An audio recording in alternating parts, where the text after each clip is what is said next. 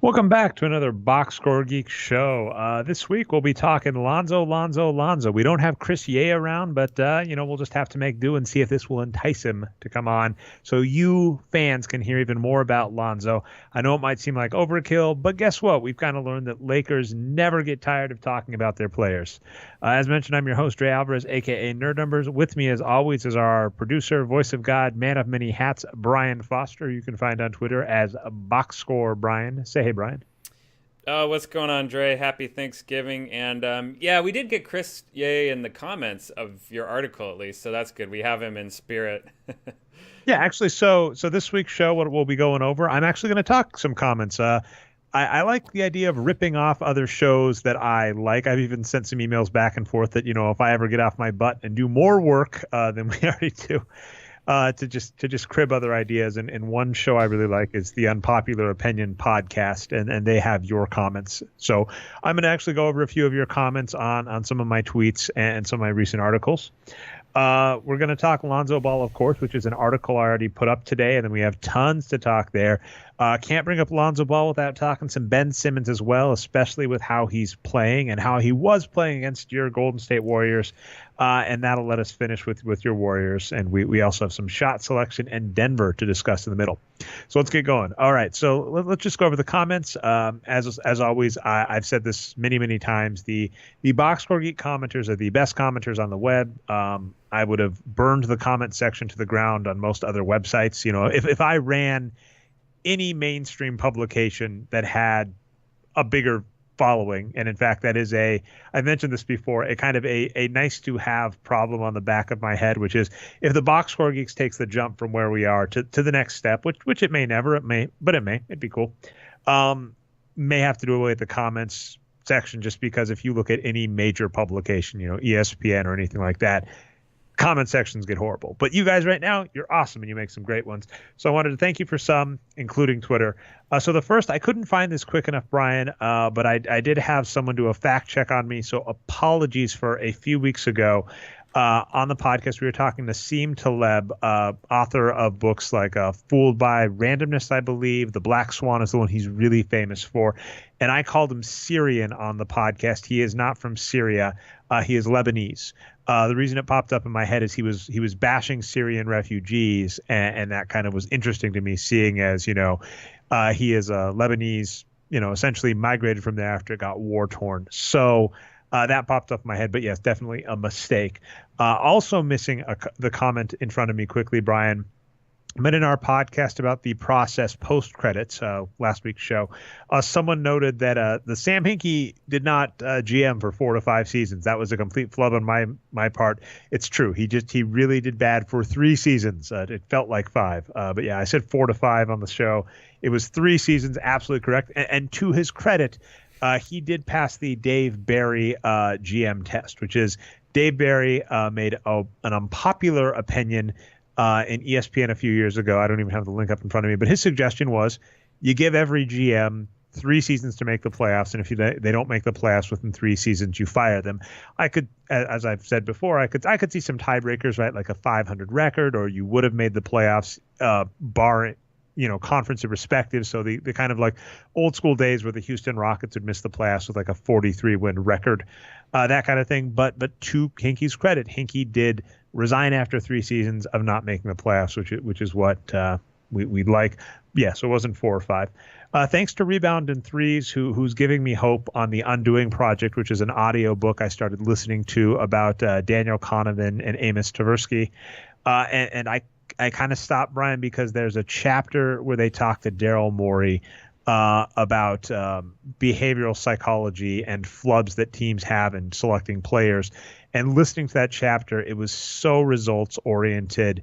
And I didn't even buy some of the stuff. Animal or Manimal, Fareed shows up in the chapter, and it just bugged me. The idea that when you try and make an example of someone because you have access. We've kind of talked about this, Brian, where we love Michael Lewis as an author, but you do have to understand anytime someone's writing a book or story, they have to tell it through a specific vantage point. And oftentimes when you get access, when you get someone to interview for your books or stories, it's hard not to view them in a favorable light. And you know, we've gone back and forth on our opinions of Daryl Morey, but my real complaint was listening to that chapter, and I kind of stopped right after, is it was hard to listen to the chapter saying, we're going to talk about these guys that talk about behavioral psychology and flaws that people make in front office management, and trying to use the Houston Rockets as the pinnacle of a team that doesn't make said mistakes. And to be fair, even the Oakland A's, by Michael Lewis's own admission in the book, it's a chapter that is left out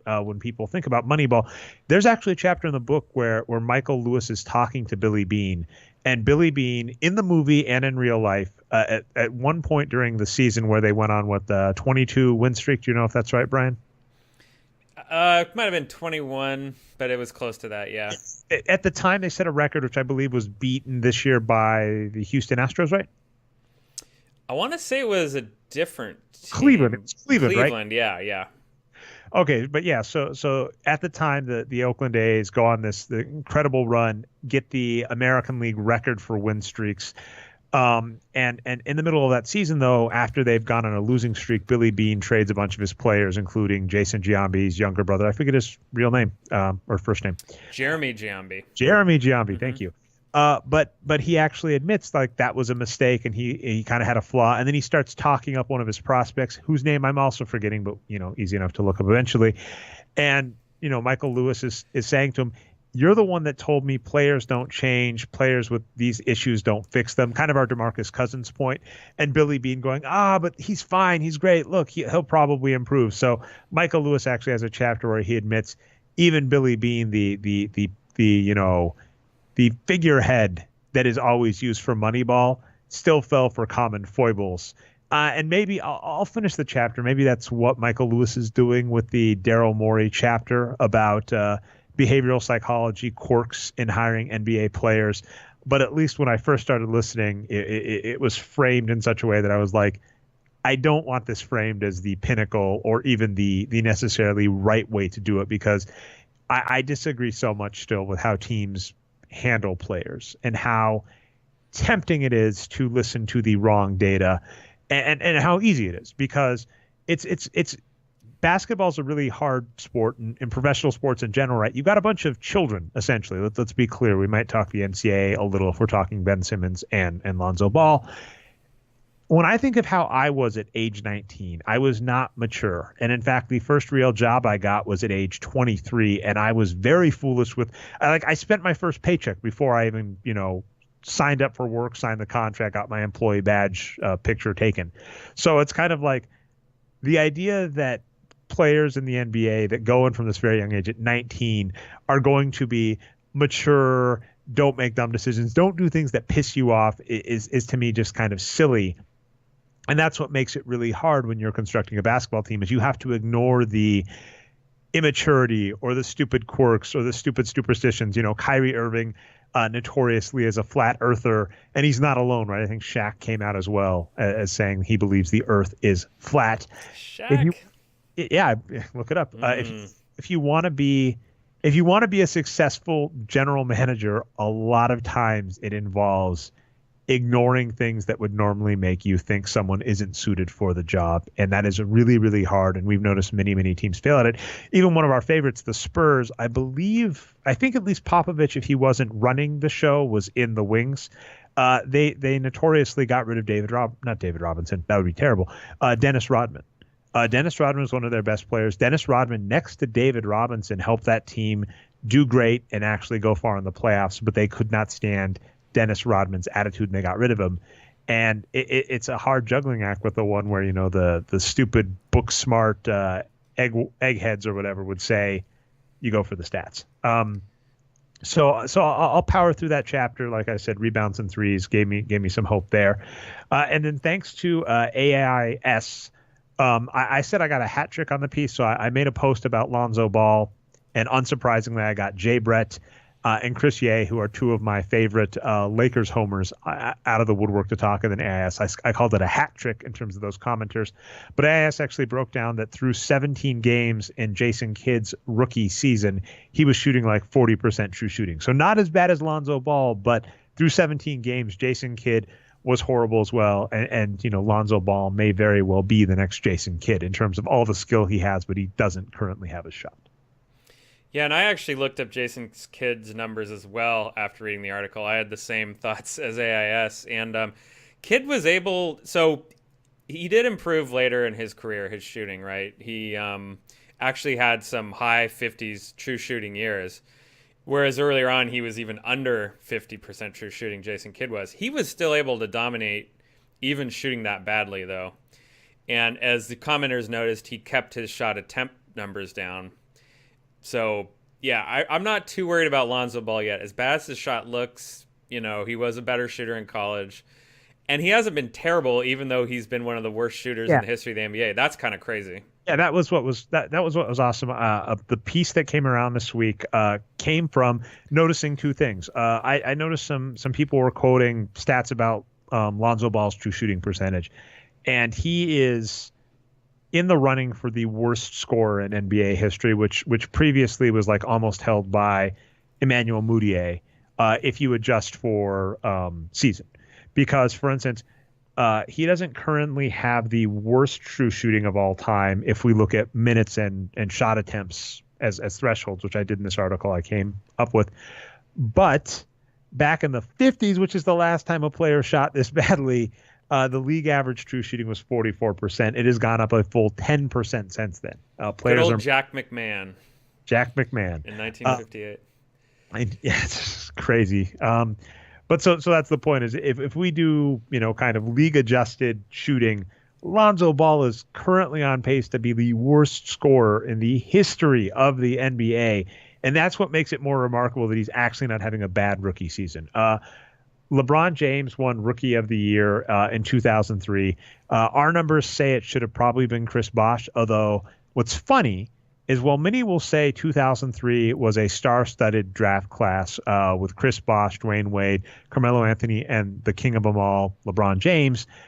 First off, that is not in the running with some of the other great years, particularly the 1984 draft with Michael. It's 84, right? It's 83 or 84 with Michael Jordan, Charles Barkley, Hakeem Olajuwon. If he'd stayed healthy, Sam Bowie, and John Stockton. Yeah, I believe so. All those players' rookie year was 85, yeah. Yeah, so the 1984 draft. Not even on par, but none of the players that I listed off, Chris Bosh, Dwayne Wade, LeBron James, Carmelo Anthony never counts, by the way. He just kind of benefits from being next to those guys. It wasn't a particularly strong draft rookie season for all those draft picks. LeBron James was a below average NBA player and about average for a rookie, which, by the way, is impressive given that he was a 19-year-old right out of high school. And then that's what's incredible. Season number 2, LeBron James goes from okay player to a star. He figures it out. And we might talk a little bit about that with Ben Simmons in a second.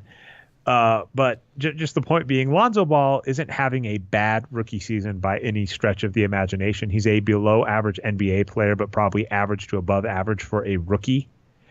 But he's doing that in spite of the fact that he's one of the worst scorers ever. So that's actually kind of impressive, right? It would be like a baseball player saying, I'm going to strike out 2 times every game, but I'm still going to be an above average hitter, or an average hitter, I guess.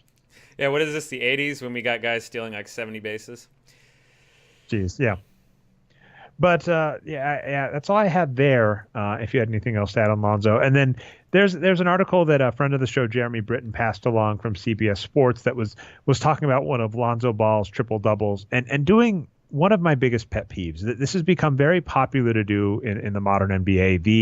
The screenshotted article full of lots of images that show individual plays to try and make the argument that you are being very savvy with breaking down.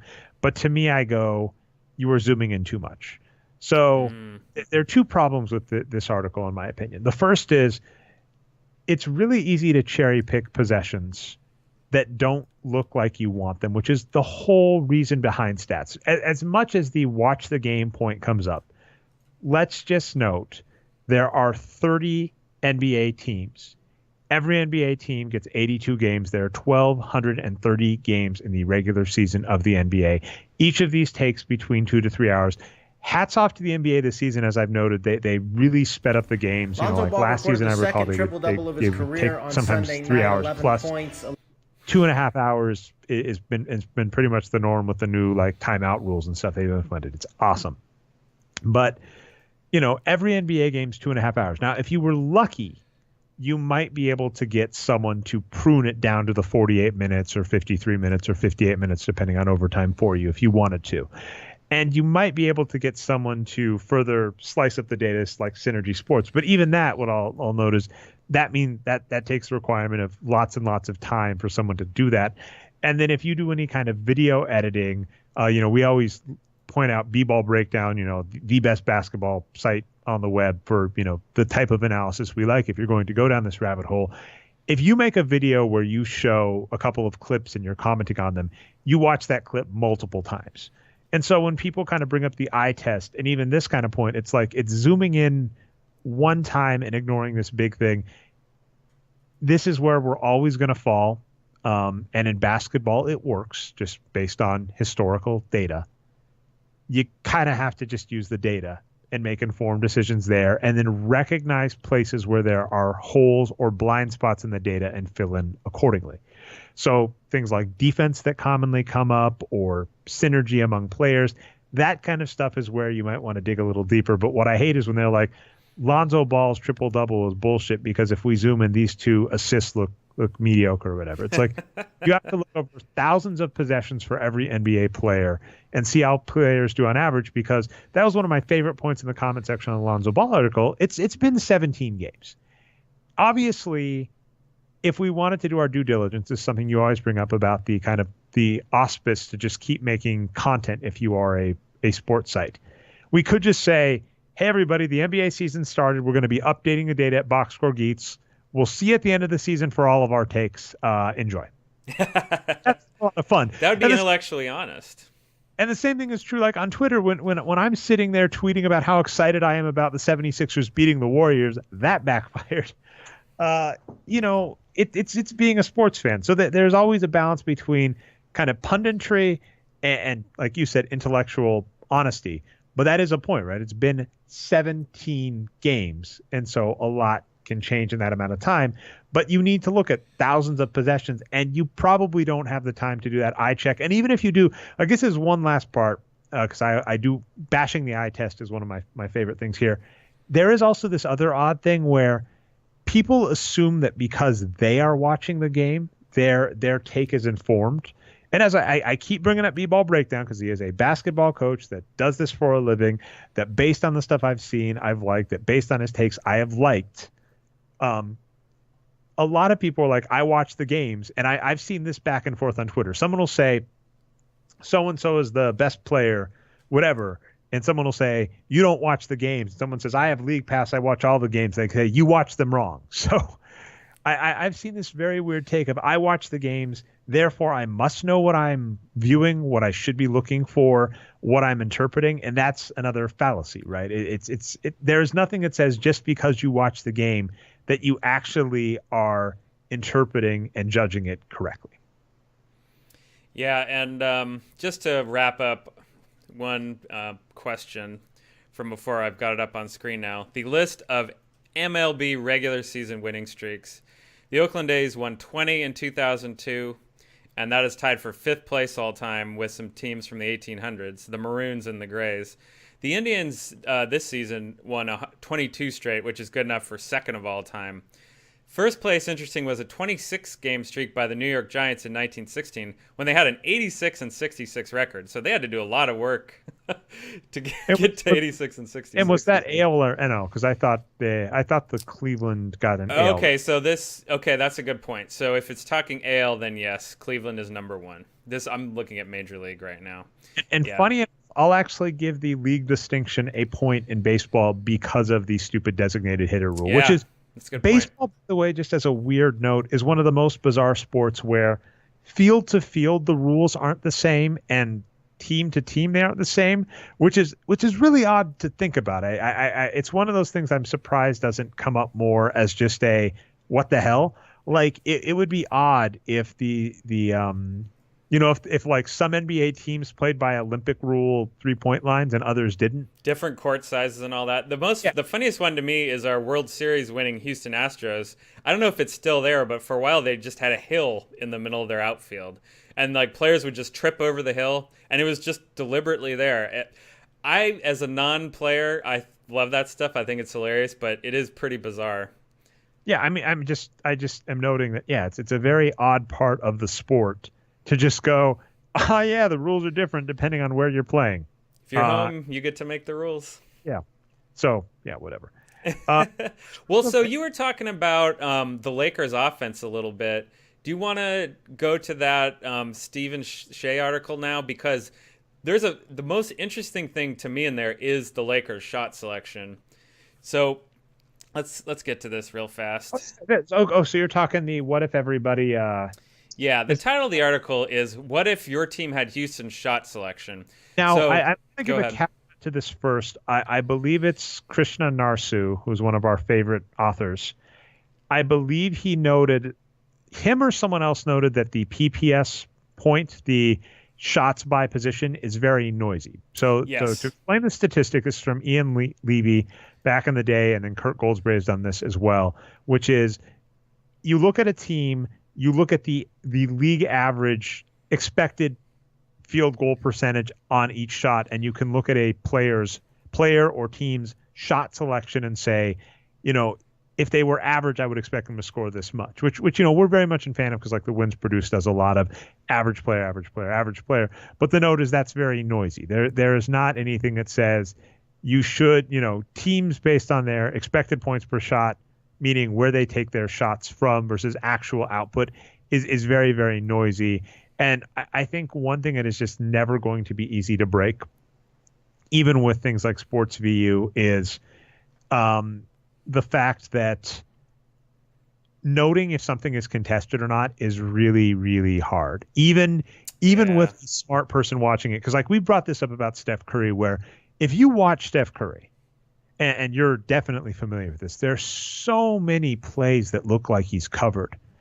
And I think that's part of what makes him great is that he takes the same exact shot, the same shot motion, the same super quick shot motion, right? Yeah. He's known for having a low release, which is a faster one, I guess. So fast shot release and then like consistent, and it's like consistent. Oh, if he's falling over, it's consistent. If he's running, it's consistent. He's just ridiculous. And I think a lot of plays that we might say, oh, he's contested, to him, he's like, I'm wide open. I don't see the guy. He's too far away. So that's really hard to judge. So I think that's the issue with expected point per shot is that if you can't factor in defense, and that's still, even with sports view data, hard to do, it's hard to know because one thing we've always kind of felt odd is most NBA players can make open shots. Most NBA players would kick your ass in a game of horse. And the big difference is, right, they're playing with huge 6'6" on average. I think 6'8" maybe. It's somewhere in that 6'6" to 6'8" is the average NBA height, with 6'8" super athletic people running at them quickly, putting their hands in their face, etc.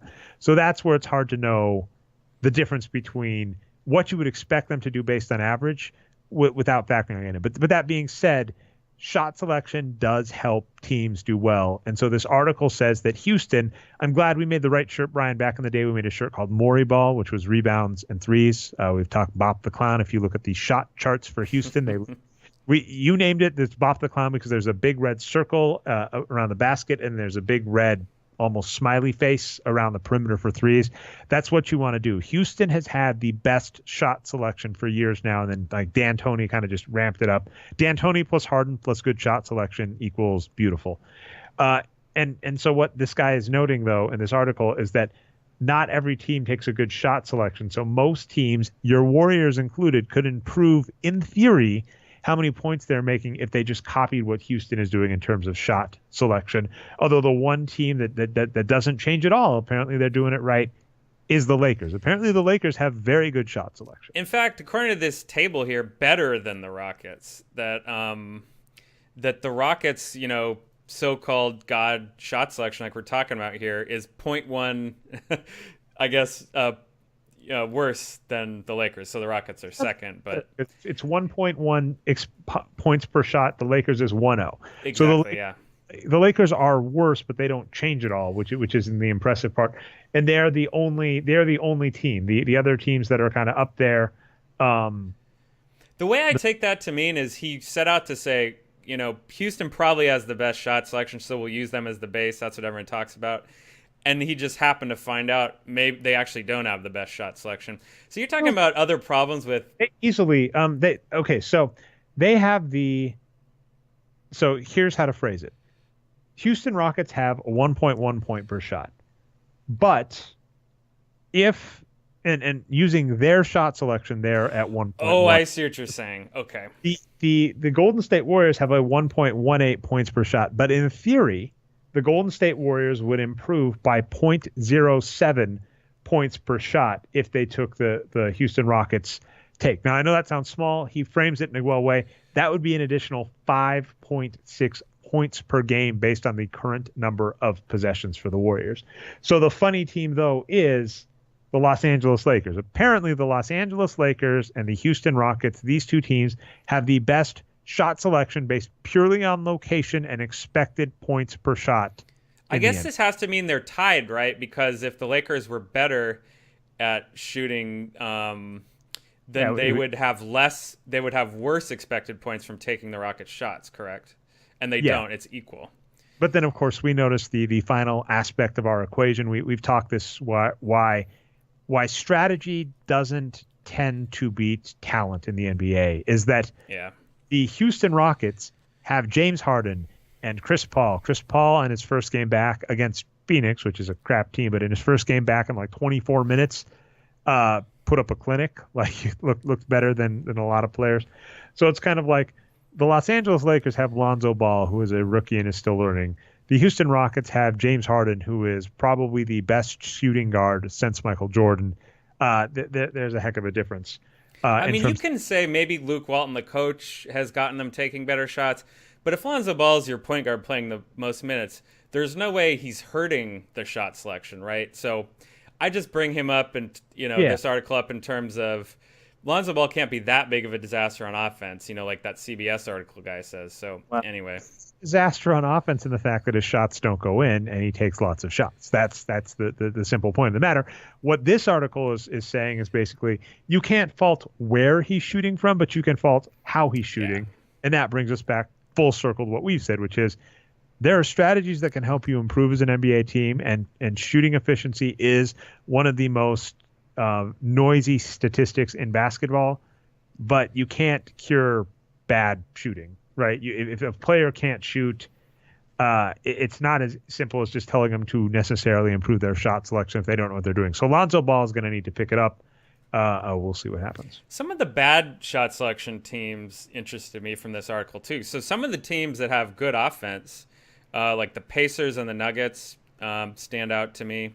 They're leaving around 8 points per game on the table with their bad shots. Timberwolves is another one. They're kind of not quite playing as well as we thought they would. Maybe that's because of shot selection. What is fascinating about that is, the Denver Nuggets, according to this, are 7th in the NBA in terms of points per shot. Mm-hmm. It's just saying they could be doing even better. And I to a degree like this. And here's a simple reality around the Nuggets, which drives me nuts is I freaking hate Paul Millsap, and I'm going to look something up. I feel a little bad saying that because right before this recording, Paul Millsap basically went down injured. He's going to be out several months at minimum. And I have just I hated the contract for Paul Millsap. I said he was a good player in his prime, but not worth he was never worth the contract he got paid, which, that to me is a red flag. If a player has never been worth the contract you are signing him for, why the hell would you sign him to that contract when they're 32? And people saying, well, that's the only way the Nuggets are going to attract a star. Well, F it. Moneyball it. Sign 2 or 3 underrated assets as opposed to a star with that money. There was absolutely no reason to do that. But I'm trying to. We can go into the Nuggets now. I just real fast to finish this up, though. The Kings were by far the worst shooting team on this list. At 90.95 PPS. and their new one would be 1.09. So that's the equivalent of leaving 12.6 points on the table. And I kind of like the Kings in the preseason. I thought, they got some veterans and maybe they'll move up, but they've been one of the worst teams in the league, and this, I think, explains a lot of it. So anyway, yeah, let's get into the Nuggets. I get back to the Nuggets because of this exact point. If you look at the Nuggets, sorry, there's no real easy way for you to follow along, but I'll try and quote it. The player that takes the most shots on the Nuggets this season is Paul Millsap with 12.6 shots per game. However, if you look at Paul Millsap's shot selection, he takes 36%. Actually, this is freaking bizarre. He takes 36% of his shots from 3 to 10 feet, but actually shoots really, he shoots below average. Good. I was misreading the chart. He actually shoots bad at the rim. That's funny. So Paul Millsap, relative to other players, shoots poorly at the rim, takes a ton of his shots from 3 to 10 feet, which is a range we are not a fan of. That we think that is a bad range to take a shot from. Basically, layups and threes. That's our point.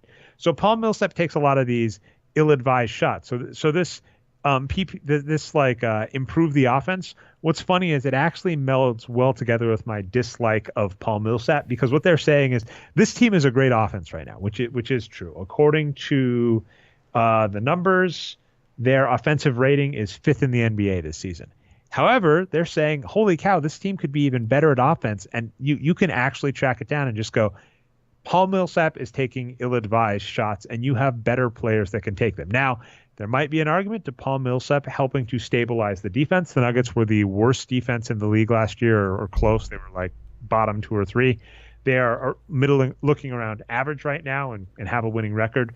So that's possible. But at least if we are looking at offense, Paul Millsap is a prime culprit for why they are underperforming relative to what those numbers say. And then, it's a funny one where you can say they're 5th best in the NBA, but they could be 1st. And there was a point this season where the Golden State Warriors were the worst defense in the NBA, or bottom 3, but their offense was so damn good they were still the best team in the NBA according to SRS. Yeah, and so we've got this Denver Post article up now, and there's a funny quote here from their coach, Mike Malone, who said they were thinking about taking Kenneth Faried or Mason Plumlee out of the rotation. This is before the injury, obviously. And Malone says, if I wanted to keep people happy, I'd sell ice cream. Well, my comment to that is Plumlee and Faried have just been much better players than Millsap for the last few years, who, to be fair, like you said, is older. So will this injury help the Nuggets? Well, I want to be clear.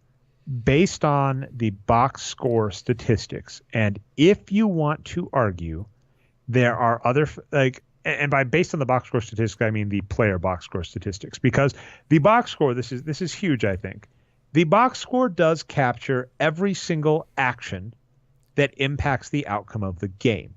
Where we kind of get into interesting territory sometimes is how to credit that. So that was the Lonzo Ball piece we talked about. This has always been a point of contention on assists, which I agree with. We currently, in the wins produced formula, view the assist as the playmaker gets credit for a 2-point pass, basically, and the receiver gets credit for the points. That's kind of the breakdown we make. But there's an interesting point where you could say, should the player that is able to get open get more credit for an assist, right? Is it Tyson Chandler or Kenneth Faried managing to get themselves into a hard position right by the hoop that should get more credit for the assist than the passer, meaning most players could make that pass?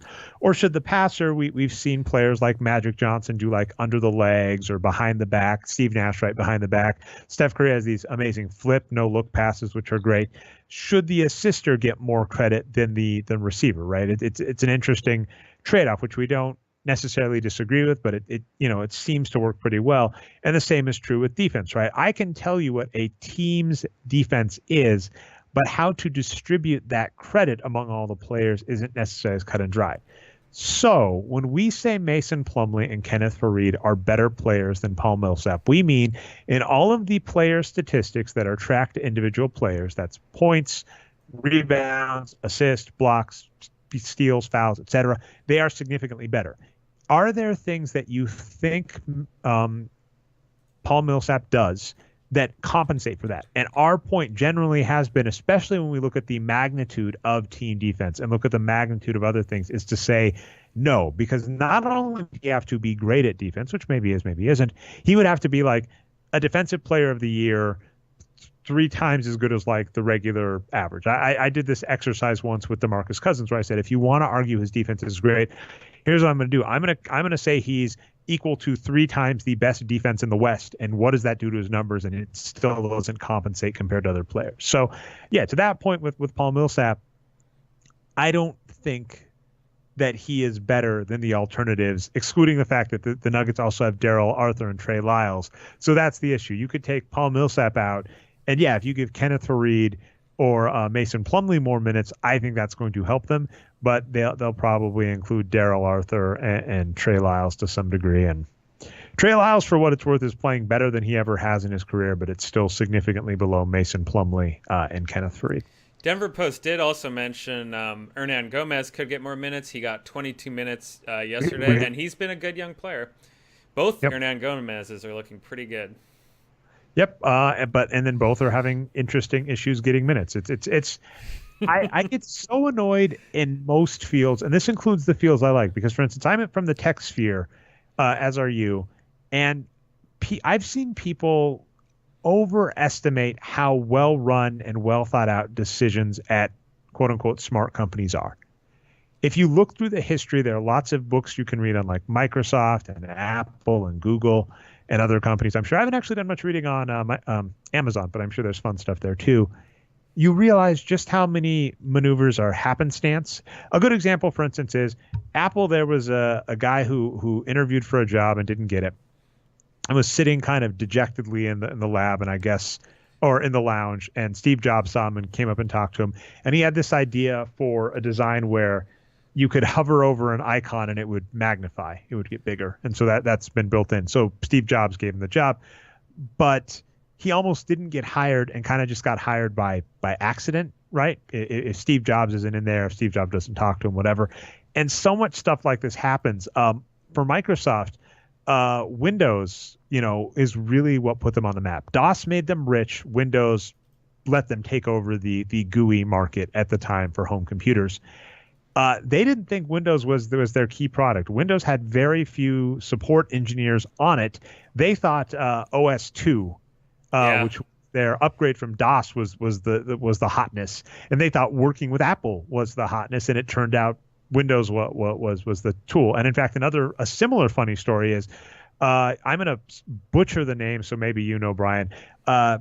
Google, despite their attempts with Google Plus to take Facebook, which, oh my God, they failed miserably, and it was amusing because I did have a first-hand seat to how much resource and time and effort Google put into as a company trying to take on Facebook with Google Plus, and just obviously they lost. Might have been better if they won, given like elections and stuff, but they got their asses kicked with that. They actually beat Facebook to the market significantly. They had a product called, I think, Orkut or something like that. That was actually, I believe, very popular. I remember that. Yeah. And they just didn't give it any support. And it died because it just eventually got slow and didn't work. Kind of the same story as like MySpace, right? Like this was a product that was faster to market, that already had a bigger user base, that already had a bigger company behind it, and it just didn't get the resources and died. So there are so many times these big companies luck into success or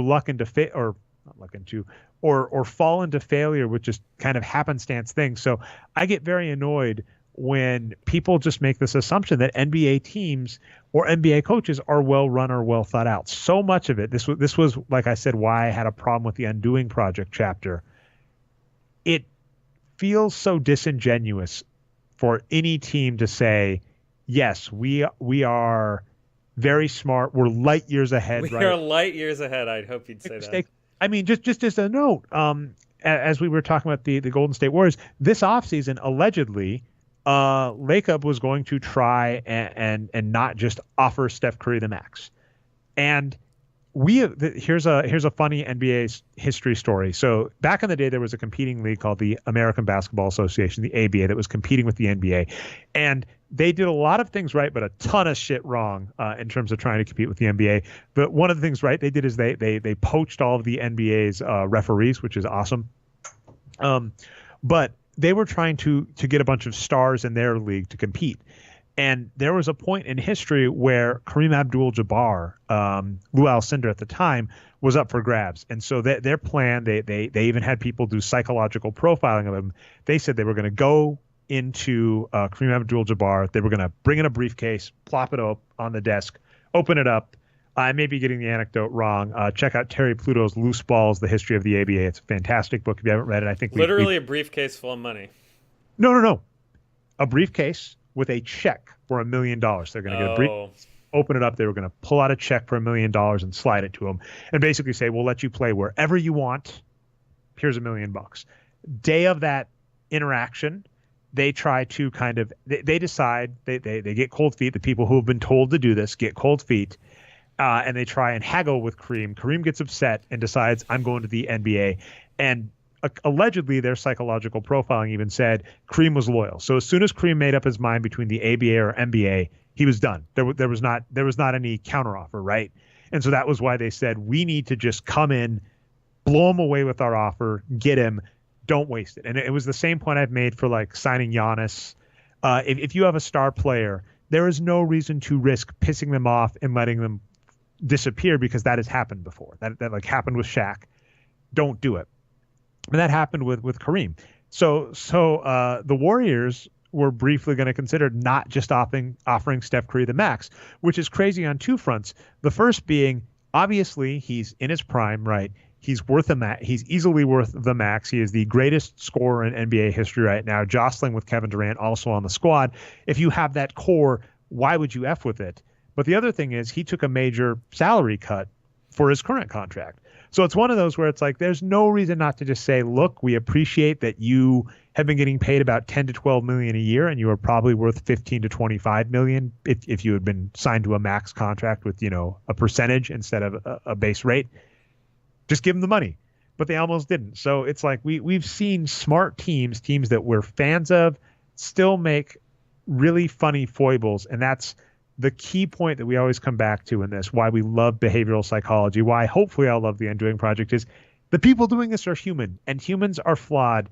And no matter, and the biggest mistake I see in humans is when they try and talk themselves up as, here is how I stop myself from being flawed, because that doesn't happen. Yeah, that's right. I'm a little more bearish on that story, just because it's a rumor and I don't have a lot of context really for it. So I'd like to know more about it before I really judge. Like, maybe he was joking, like, who knows? But I mean, your point is correct though. Like, why would you even consider that? Like, if true, like that doesn't make a lot of sense. So, but it didn't happen. It turned out right. Another funny story. This is the popular Obama anecdote, which is he wears like the same suit every day, and it's to avoid decision making. When he wakes up, instead of deciding what he's going to wear, it's already sure. Well, Steve Jobs also did that, right? And Mark Zuckerberg, yeah. I don't know if those have the same reason, but I know the Obama anecdote in some popular profile piece of him basically said, he goes, it is taxing to make decisions, so I want to reduce the stress of making decisions where I don't have to. Richard Feynman in his book said he did this too with dessert. He said he eventually got so fed up with deciding dessert, he just said, I'm always going to go, I believe, for chocolate pudding. A fine choice, but he said, now I no longer have to worry about this. I no longer have to struggle with what dessert I want to get when I go to the cafeteria. I'm always going to get the same thing. Love it. It's the same thing in NBA front offices, right?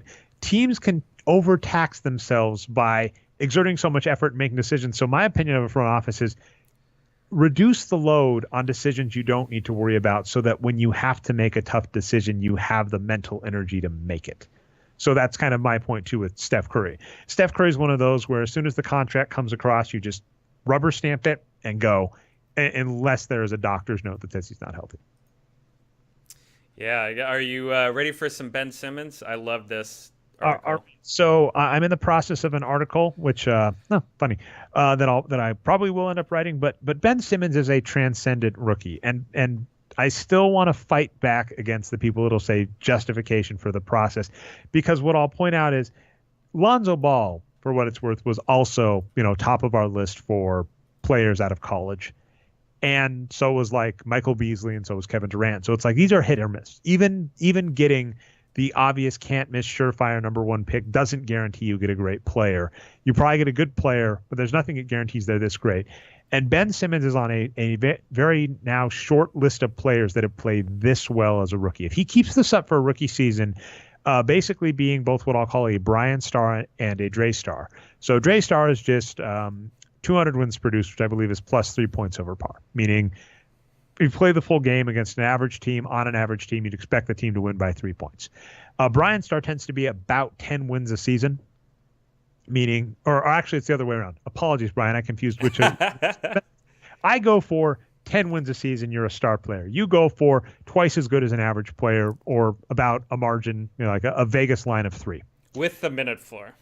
And then the last part would be at 30 minutes a game. So kind of those three things put together, he joins a very short list of players, including players like Shaq and Chris Paul. And I was gonna look over all the players that have been this great as a rookie. And if you start adding a couple more filters, things like age, because for instance, the greatest rookie season in the history of the NBA, I believe, or at least the modern NBA, is David Robinson. I think there was one guy, I'm feeling bad that I'm forgetting his name, but there was a player that won rookie, I think it was Spencer Haywood, right? Who won Rookie of the Year and MVP in the ABA.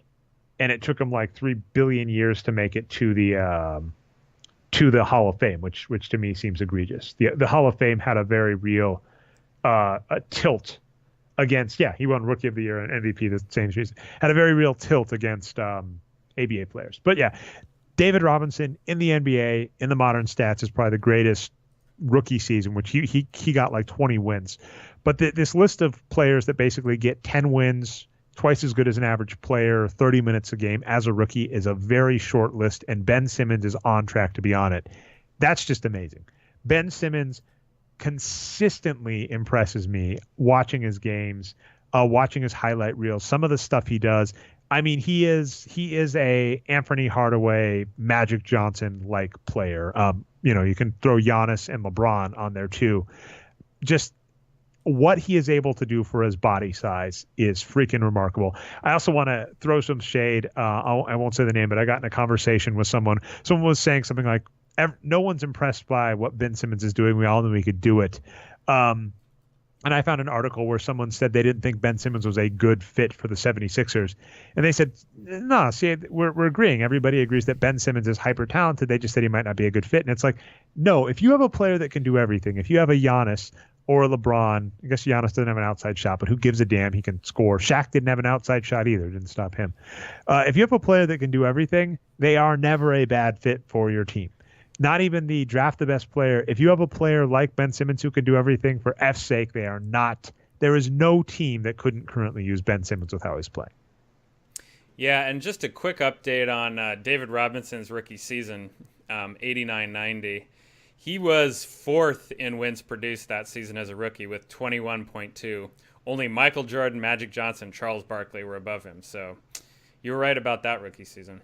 It's freaking ridiculous. Let me check one other real quick, because Michael Jordan's rookie season was pretty ridiculous as well. Although, actually weird, interesting. So we did do an update to the metric a little, the wins produced formula, where we do basically you can do fully granular point guard, shooting guard, small forward, power forward, center. The update we made a few years back is we do point guard, wing, big, because helps a lot with the positionless basketball argument. We basically just say there are players that play close to the hoop, players that play on the perimeter, and the point guard. The point guard is, if I had my druthers, I would probably like to go just guard and big. But the NBA still, and this might change at some point in the future, still has a player that is designated to hold the ball and gets most of the passes, and that does change things. Michael Jordan was the best player in the NBA his rookie season in 1985. I had the rookie. I'm a dunce, Brian. I lied. So never mind. As long as you're not a dotard like the infamous. I'm making stuff up. So actually, the metric formula didn't change. I had for those of you who don't know, Patrick added a bunch of fancy. It's React is the underlying technology. to the players tab. So if you go to boxscoregeeks.com/players, you can look at the wins produced, points over par, and basic stats for every player for every season. And there are various filters that now render automatically, including rookies. So I had the rookie flag checked, so I was only looking at rookies. But in 1985, Michael Jordan with 17.3 wins was the third best player in the NBA as a rookie, behind only Larry Bird and Magic Johnson. That Magic Johnson guy keeps showing up. Magic Johnson. He's pretty good. Actually, let me do one last check. So Magic Johnson doesn't even. Yeah, there are a lot of closest, but I think David Robinson's 20 wins produced rookie season. But I want to get a point about Ben Simmons in as well. David Robinson came into the league at age 24. It was because he had a Navy assignment and had to fulfill his Navy obligation before joining the NBA. So he came in very, very old. And we know this, the age curve, right? It is important. Being older matters. And then there was a fantastic article. I've got the link. Don't open it if it risks playing on yours. If I open it, Brian, the autoplay ad will come. Oh, is it CBS? Then yeah, that's bad news. But I was going to say Ben Simmons, Ben Simmons. I at some point I'm going to say Bill Simmons when I mean Ben Simmons. Just be aware. If I say Simmons, I'm not talking. There's very little reason for me to ever talk about Bill Simmons. But so Ben Simmons was asked if he learned anything at LSU, and he said, "I think no. I think I would have learned a lot more being around professional athletes. Looking at it now, I don't really know what I learned, financially or just being a person at LSU. I think I've learned a lot more this whole year in Philly just being a pro than I did at LSU." And that makes so much freaking sense to me. The idea that if he's just hired as essentially an unpaid intern, not even unpaid, he gets paid, right? If he's hired as an intern and he just follows the team around and watches practice and talks to conditioning coaches, there is no way for you to convince me that college is going to prepare him better as an NBA player than that. And there might be some argument behind college preparing these athletes for the real world, although I guess the conservative news outlet is college just produces a bunch of snowflakes who don't know how the real world works. So even then, who knows? I just do not believe that college is an environment that is built to foster better NBA ready players. And if anything, there are possible problems, because we were just talking baseball and how different courts and all that. The college 3-point line is not the same as the NBA 3-point line. The college shot clock is not the same as the NBA shot clock. The games are shorter. The college quarter is not the same as the NBA quarter. They do halves, right, instead of quarters. So it's like, it's a different game. And so I don't see how having a player play 1 to 2 to 3 to 4 years of a different game is going to prepare them for the NBA. Yes, it's similar, but it's not the same. And I've got to believe, we've talked about abolish the draft. There is no need for the draft. There is no need to force players into the NCAA. I believe the same article, again, don't click on it, but Simmons mentions this, that basically the NCAA needs a supply of star talent to go to it for people to want to watch it. And so the NBA is just complicit in this, and they're complicit because they get cheaper labor and basically free scouting, right? In baseball and hockey, teams have a minor league team, and they have to pay for players to look at them to know what they're going to turn into, and they might be a bust. And to be candid, it's still not a problem, right? Like Mike Trout was making like $1 million a year as like an MVP player. But that being said, they have to put up the risk for all of these players that don't pan out, whereas the NCAA allows them to pay nothing and see what these players can do and then get a year of free scouting on them. So there's a very symbiotic, parasitic relationship on these players that the NBA is complicit in. And I just do not believe that just actually having NBA teams hire the players they want, agreeing to pay them money, taking on the risk of them possibly not panning out, why that wouldn't work better. And it's an interesting question to Ben Simmons panning out like he is, which is it beneficial for him? Was it beneficial for him as a rookie to follow the 76ers around? And instead of having a year of being coached by his college coach, right now, one of the funny things about Lonzo Ball is LeVar Ball is saying that Luke Walton doesn't know how to coach him, which is amusing. If instead of being coached by a college coach that possibly could teach him bad habits, if following around Brett Brown and seeing how Brett Brown coaches, he at least learns what the coach wants and how it works and how all that stuff works, maybe that's better. And in fact, this is another weird point. Two of the best, or at least most notorious NBA coaches in history are Pat Riley and Phil Jackson. Both of these players were injured early in their career, and back in those days, it wasn't as common to just cut players. So, for instance, Mario Chalmers suffered a season-ending injury a few years back. The Memphis Grizzlies just cut him for space and signed other players. And they have re-signed Mario Chalmers since, so they clearly liked Mario Chalmers, but they said, there is no reason for us. We can't afford to keep you on the roster, taking up a roster spot. We're going to cut you. But Phil Jackson and Pat Riley, the team said, you're injured and you can't play, but we're just basically going to keep you on the bench as an assistant coach. And then both of those players went on to be good coaches. And I don't think that's a common thing for players to get the, I'm just going to watch the game and observe. And so it's one of those things where, like, I question why so many players get turned into coaches when there's no real guarantee they'll be good at it. But if that happened more often, right, if players just sat on the bench and watched instead of always playing, what might happen there? And then for Ben Simmons' point, who is having a fantastic rookie season, what would Lonzo Ball look like if instead of playing at UCLA, if he had played, if he had just followed the Lakers around all of last season and not played, but still done practices and conditioning and met with the coaches, et cetera? Yeah, and a lot of big NBA types will say, of course, college basketball is great and they need to mature and learn everything there before they come to the NBA.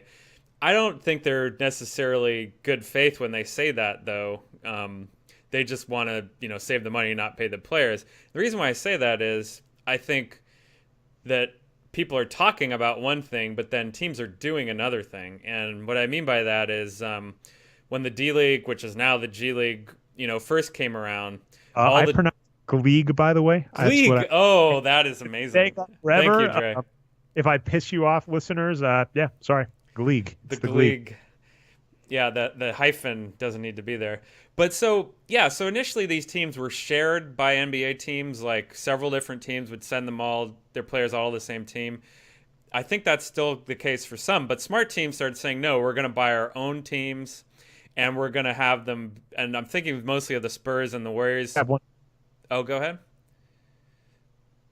I was going to say the Milwaukee Bucks have one in Oshkosh, actually.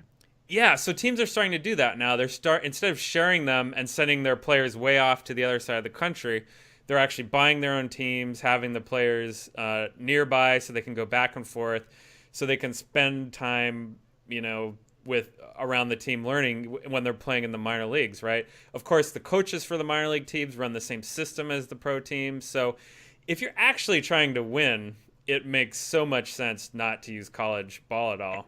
And I think we're seeing that in teams' actions.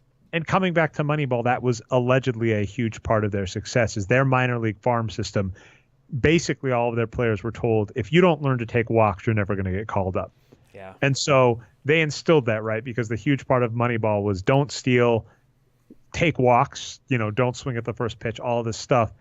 And it went top to bottom. Whereas, if you get Alonzo Ball, who has been coached by his dad and then coached by over at UCL, and he gets the NBA and he's like, why am I going to listen to what you're saying?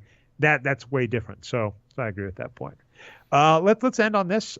So Ben Simmons briefly made Steph Curry look silly. The Philadelphia 76ers were up 18 points after the first quarter. I think they scored 47 points in their first quarter against the Warriors. And the Warriors came back and won by 10.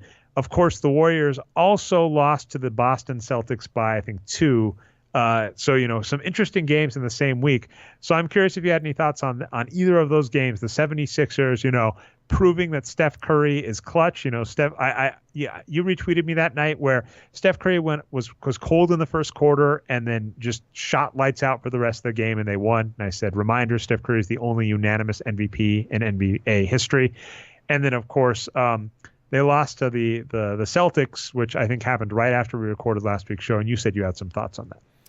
I don't have a ton of thoughts. I mean, it's just on that 76ers game, just one thing to add is the Warriors' comeback involved also a 47-point quarter. They dropped 47 versus 15 to the 76ers in the third. So I was watching – that was the college football rivalry weekend, so I was kind of watching that game out of the corner of my eye. I don't really know how that 30-point swing happened, so I'll have to rely on you guys for that. But the Celtics game I did watch very closely, and I just have like fan reactions to that. It was just kind of a bogus game. even Reddit and Twitter thought there was bad officiating. So, clearly That is an interesting discrepancy. The Warriors got 19 free throws, of which, by the way, just to be fair, make your damn free throws. They went 12 for 19. Yeah. So even if the officiating was bad, get some shooting. But the Celtics had 3/4 or almost twice as many times more, right? As many free throw attempts as the Warriors. And so that was a really bogusly officiated game, including on the last play where Kyrie Irving got swatted and they still called a foul on him. Like, it wasn't even close. So anyway, that's fine. I think that game didn't really tell me a lot. I think, for one thing, the Celtics offense looked terrible. Like, the Warriors missed a lot of open shots, and the Celtics, to me, were just kind of like, there's a lot of people who are talking about Terry Rozier recently, that he's so bad on offense that you can't even play him because his defense, even though his defense is so good, kind of like the Tony Allen argument. That remains to be seen, but the Celtics could be a mirage. I'm not sure. We'll have to see. Wow, there are some, for as good as the shooting in the NBA has gotten, and for the Morey ball, there are some bad shooters. Yeah, Terry Rose had. Okay, watch. Basketball Reference has it. Rozier. Cool. So Terry Rozier, 45.7% true shooting. He's freaking lucky Lonzo Ball's in the league, or he would have been on my radar. And I know Marcus Smart's terrible too. So, but they're not taking good shots at all. And the Warriors, I think they got a little. They kind of matched that. They didn't really run their offense. They ran more isolation than usual, and then even the good shots, they didn't make. So, I think that game's kind of an anomaly. I'm not wearing my analytics hat here at all. I'm not worried about that game. Yeah, I mean, I wouldn't necessarily, because that's a 4-point loss away. I believe, I don't know how much has changed, but I believe the Garden is one of the bigger fan favorite home sites. So yeah, actually, this is interesting. Currently, the Celtics would have home court, right, between the two. Oh yeah, it's just whoever has the best record, right? Yeah, Celtics still only have 2 losses as far as I know, and the Warriors have 4. So. Yeah, so, I mean, the Warriors' SRS has cooled a little to 11.65, which is still, best all-time. I think their O rating might be best all-time, too, so far as well. It has to be because we've been talking this funny thing of their steadily climbing defensive rating, which started terribly. They're now up to 9th in the league. Yep. So their defense has been on fire. But their offensive rating of 115.2 has to be nuts. I'm going to try and cleverly look it up in the background as we talk.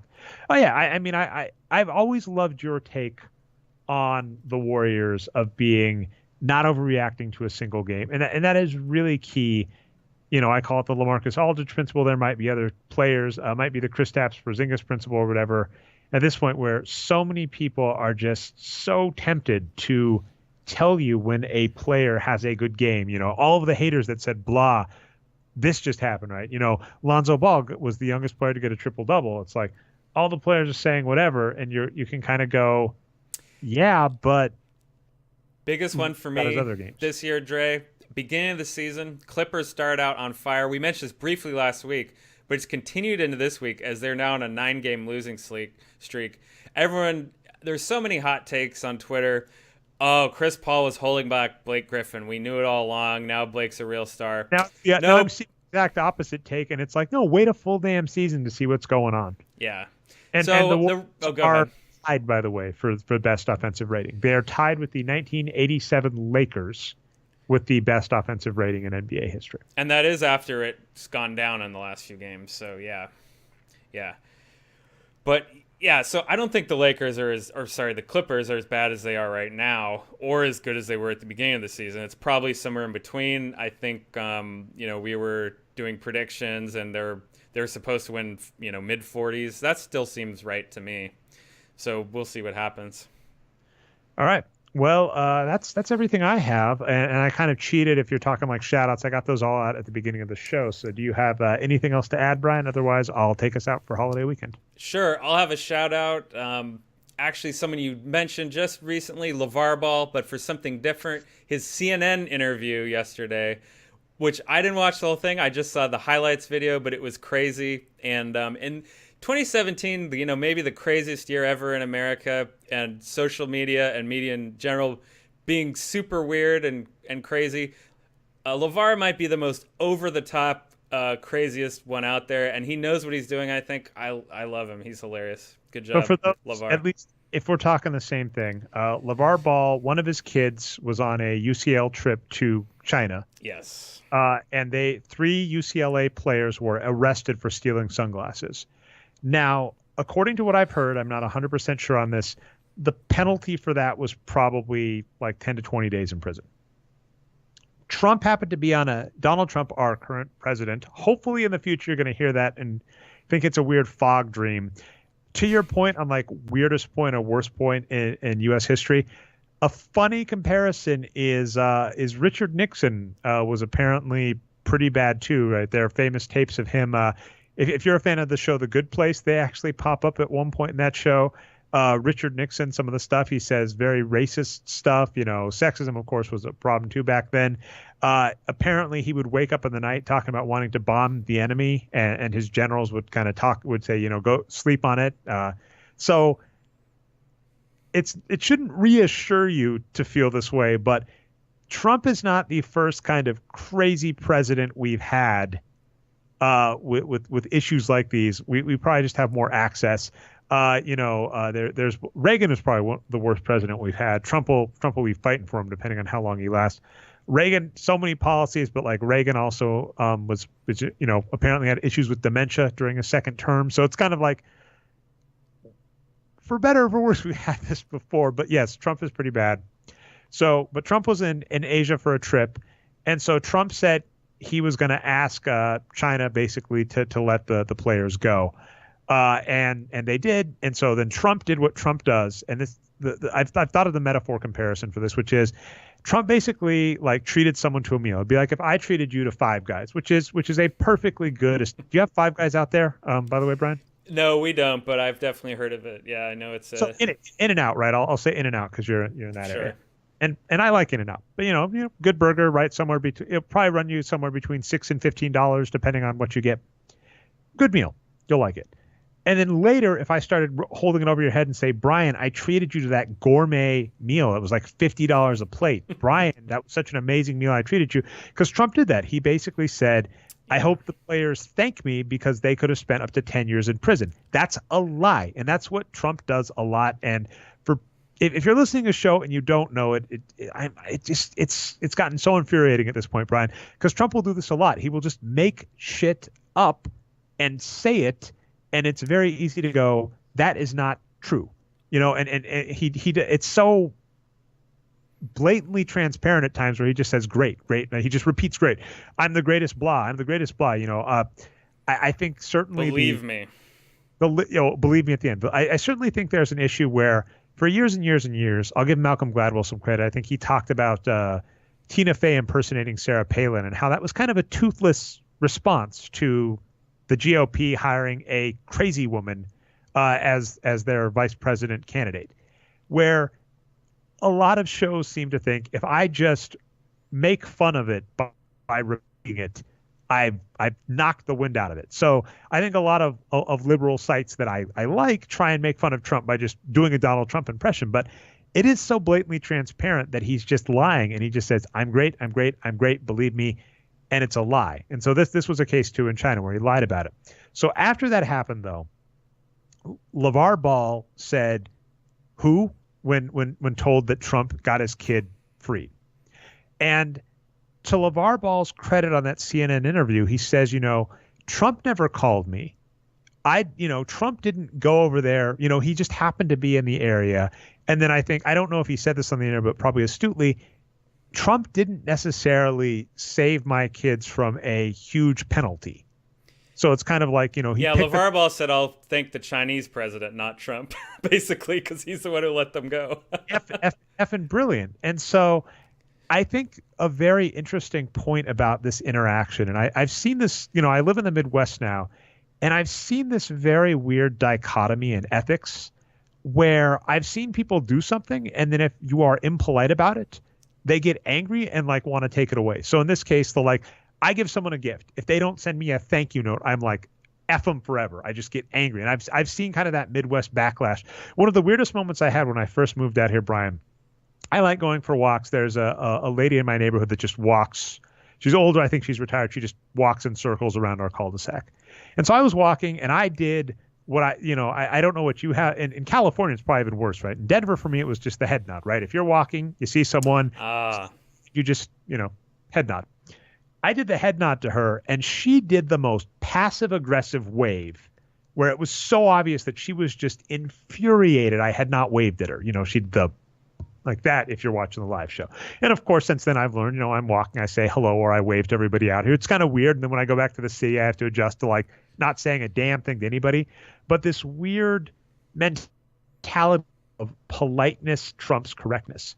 And so sadly, Trump's going to play into that, right? Because LeVar Ball basically said, Trump gave him a gift. We can argue about the extent or value of the gift. And LeVar Ball basically didn't send a thank you card. And there are going to be people that side with Trump on that, which is effed up because, I've seen some good tweets on the matter with saying anybody that thinks a president is okay with leaving American citizens in, a non-democratic country's prison system because they didn't say thank you enough, like that's just authoritarianism. That's just freaking fascism.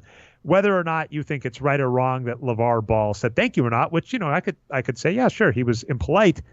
If your response is he was impolite, we've said this before, like on shooting of people like to do that where there's police brutality. Man, people who hate the political stuff, Brian, I'm glad I got to get this in. Happy holidays. The police brutality thing where they go, well, they were mean to the police officer. They were rude to the police officer. They didn't do this. It's like, if you ever think to yourself, the correct response to that was to shoot them, what the hell are you thinking? So the same thing here. If your thought process is, that person was impolite, hell yeah, they deserve to spend 2 weeks in a Chinese prison. What the hell is the matter with you? So it's weird. It's really weird where you've got kind of two narcissistic egoists going at each other, and it's kind of fun to watch. But it is kind of sad to see how some people are still going to side with the one who said, you didn't say thank you, I think you belong in prison as a result. And there will be people in the Midwest that agree with that sentiment. Other places too, but I'm saying I'm familiar with it from the Midwest perspective of, if you are impolite out here, it is like a cardinal sin.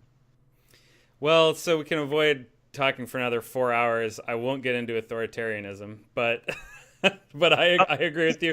LeVar and Trump are both just like attention generating machines, and they know they're really good at it.